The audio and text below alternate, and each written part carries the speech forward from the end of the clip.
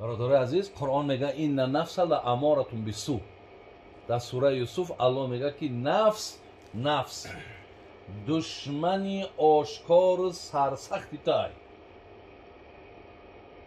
چخیلی که قرآن میگه اینه لکم عدو مبین، چخیلی اشاره میکنه که نمی شیطان ابلیس دشمنی آشکاراتونه.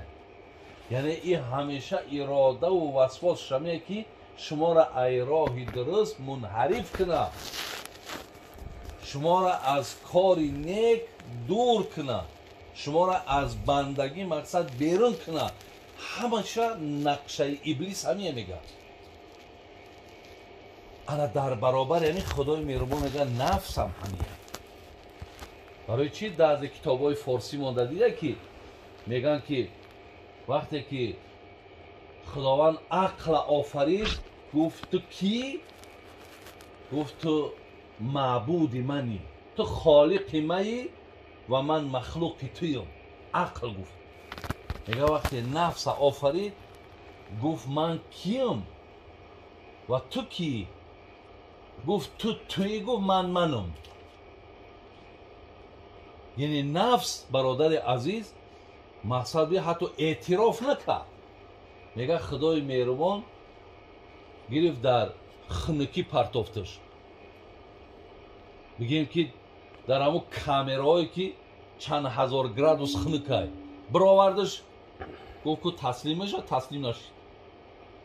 در گرمی پرتافتش، تسلیم شد، نشید. میگه این کمی کتابای مثال میزنه، مثال میارم برای ما که درست بفهمیم که نفس کیه. بعد میگه گرسنه‌اش ماند. وقتی گرسنه‌اش که ماند میگه بعد تسلیم شد، گفت خالق منی و من مخلوق تیم. بعد اگه همون صاحب کتاب چی میگن؟ برای همین میگه که ببین که یک ماه رمضان های همینجا مثال همون نکوهیش نفس میروه، سرزنش نفس میروه که همین نفس ها با گرسنگی میشوه که فقط و فقط مقصد او را آرام کردن در کار، فقط با گرسنگی. ایرا دیگه ایتا بازوری و اینه تری حالتا قطعی ایرا نمیشید از قطعیش سر کار گرفته. برای همین جلالدین اون میگو که عقل میگوید بیا تو طاعت جبار کن. این عقل که بالاترین نعمت های میفته بچم الله را عبادت کن، الله را اطاعت کن. عقل میگوید بیا تو طاعت جبار کن، نفس میگوید که هی ترک این فرمان کن. نفس باشه نه گپی عقل نگیری. محمد صاحب ایرانی میگو که با زنجیری نصیحت نفس گردنکش نشد رامم. همین بدبخت هرچی نصیحت کم این نصیحت نمیگرفته. با زنجیری نصیحت نفس گردنکش نشد رامم، سگی دیوانه کی با صاحب خود آشنا گردد. این همون سگی دیوانه این صاحبش قطعی آشنا نمیشود. بین حضرت علی میگه در برابر نفس بدترین باش، در برابر مردم نیکترین باش، در برابر نفس بدترین باش. ولی یک قصه هم همینجا میارم میگیم سیم جمله تا میگذاریم. میگه یک نفر در آمد، میگه بسیار آدم یک خیلی و خیلی بگیم ای دستش بسیاری آدم های زیاد زلال ها دیدگی، ای دستی هزارها آدم ایو شرق برامه رفتگی. همین خیلی یک جماعتی ما هم خیلی شتگی. میگه از در آمد. میگه همون مرد وقتی میگه در آمد مردم همه خیستن خیلی همه میترسیدن، همه خیستن. میگه یک نفری میگه همین خیلی نشستگی، همین کلکش هم نشسته، همه خیست دویدن سلام کردن. بعد با پیش آدم آمد، گو خودت مرا نشناختی؟ گو که من انا. گو میدونی من کیم؟ خلاص گفت از هر یک همین انگشت پنجه من خون میریزم.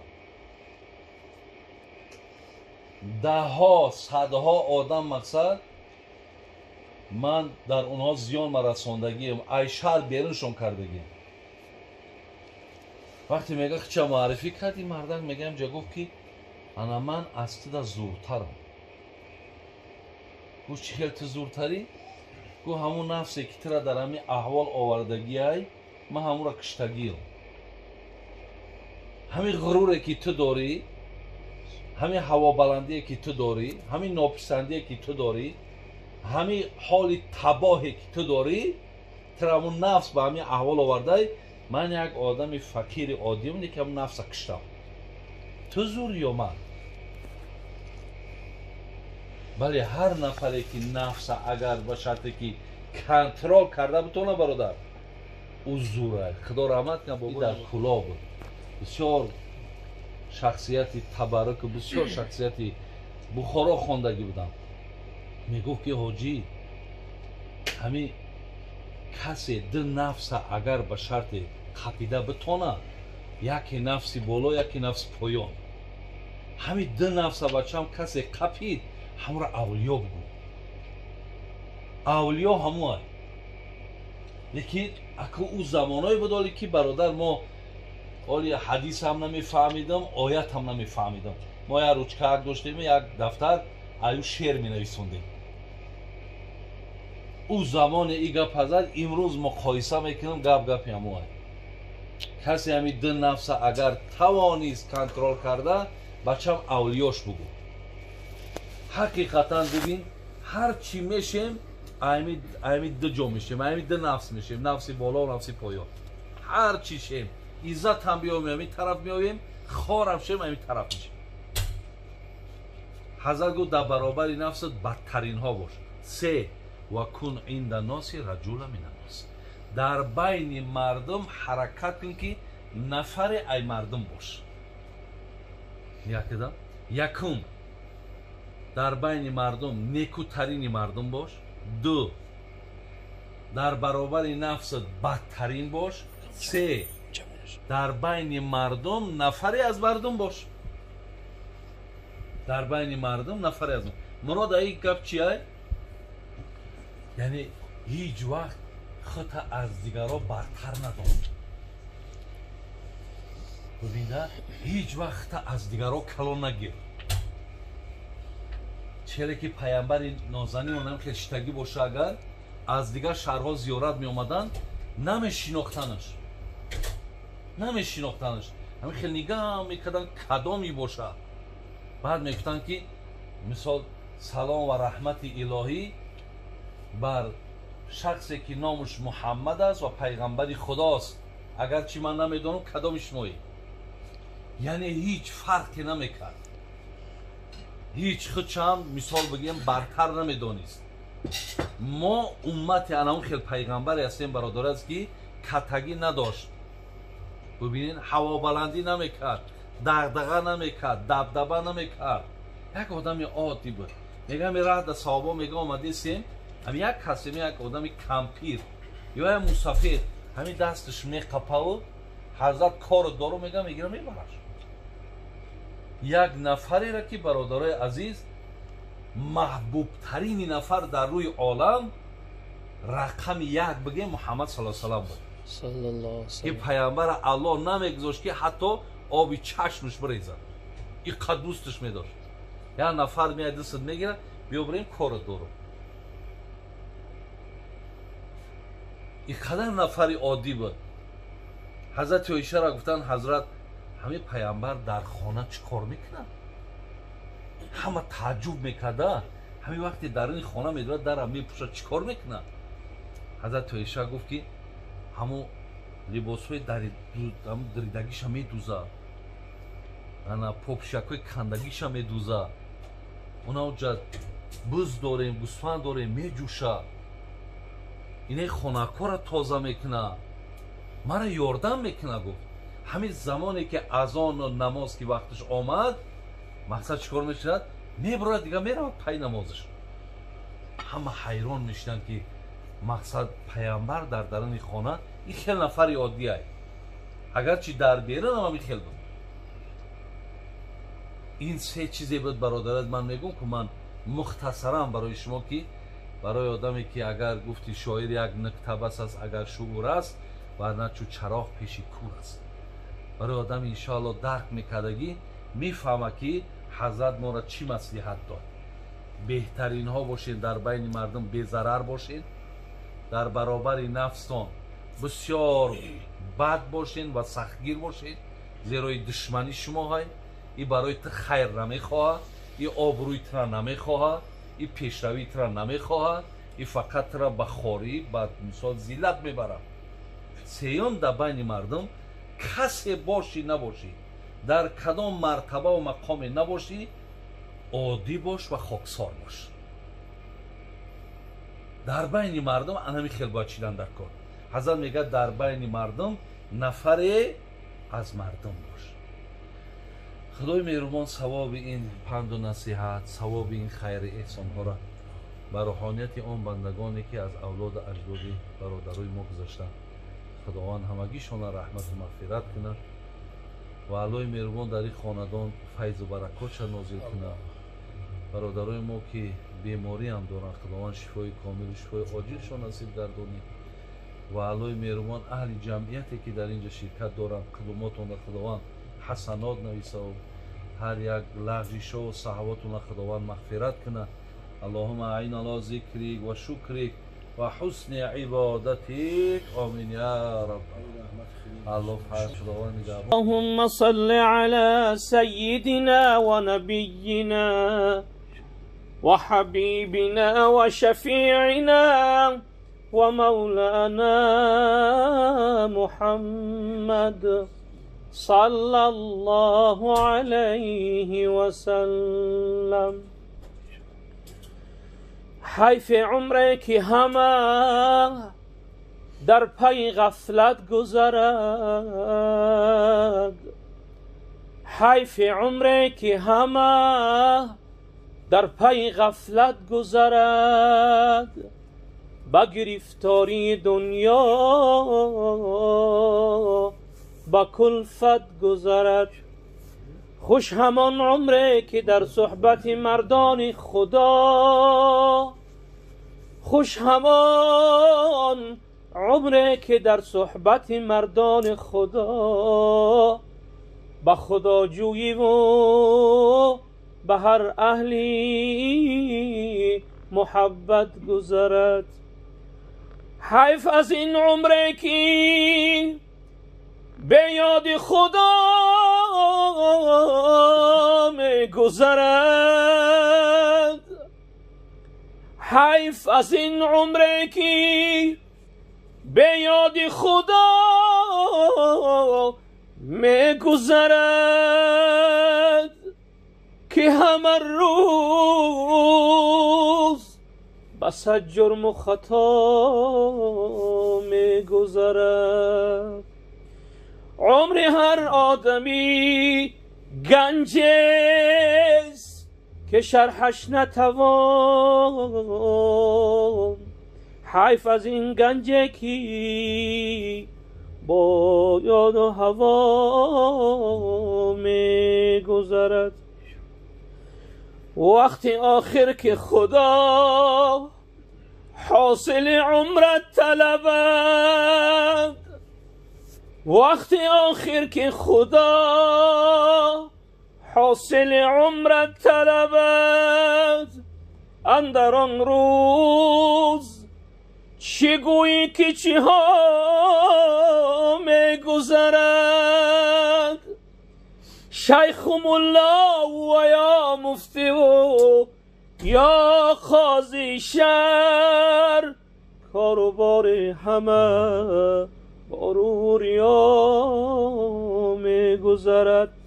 نیست پوشیده حضوری با خدا سر همه، عالم است هرچی بخاطر همه را می گذرد.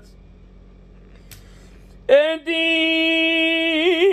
دل صدای مرگ تو را هم رسیدنیست، صبح اجل ز مطلع عمرت دمیدنیست. پیوستگی مکن به جهان جهان دل در آن نبند پیوستگی مکن به جهان دل در آن نبند زیرا که این جهان به زودی از تو هم بریدنیست چون حضرتی رسول خدا در جهان نماند ما را چه اعتماد به نابود بودنیست تا وقتی که هستم ای رفیق ندانی که کیستم بودنیست تا وقتی که هستم ای رفیق ندانی که کیستم روز سراغ نزد من آیی که من نیستم مغرور مشو بدین گل و بستان این جهان زیرا که این جهان به تو کلی بریدنیست زیرا که این جهان به تو کلی بریدنیست ای دل تو در این جهان چرا به خبری روزان و شبان در طلبی سیم و زری سرمایه عمرت و جهان یک کفن است آن هم به گمان است بری یا نبری آن هم به گمان است بری یا نبری اللهم اجعل القرآن لنا في الدنيا قرينا وفي القبر مونسا وفي القيامة الشافعة وفي الجنة رفيقا ومن النار سترا وحجابا اللهم نذر قلوبنا بحرمة القرآن ويسر أمورنا ببركة القرآن واشرح صدورنا بتلاوة القرآن واغفر ذنوبنا بعناية القرآن هون لنا سكرات الموت بشرف القرآن سخن ميزاننا يوم القيامة بعظمة القرآن إنك أنت الحنان المنان يا ذا الجلال والإكرام سبحان ربك رب العزة عما يصفون وسلام على المرسلين والحمد لله رب العالمين.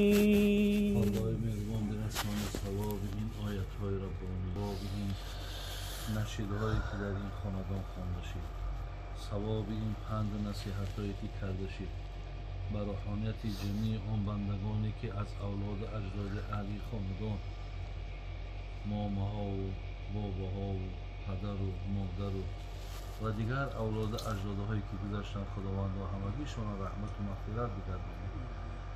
باقی ماندار الله مهربان عمر دراز ایمان کامل و خاتمه های بخیر نصیب بگرداند. حضرت جنونی میگفت ای مؤمنان روی به سوی احد کنید امروز فکر توشه خوابی لحد کنید فردا مگو که پیک اجل میرسد شتاب این دم غنیمت است فدای صمد کنید. الله مهربان همه ما را توفیق دی همه ما را ایمان هامون کامل گردانی همه ما را فهم و درک بودی که در این چند روز از عمرمان اعمال های صالح را جمع کنیم و بعداً این دنیا را پدرود بگیم. ربنا فاغفر لنا ذنوبنا و کفر عنا سیئاتنا و توفنا مع الابرار آمین یا رب.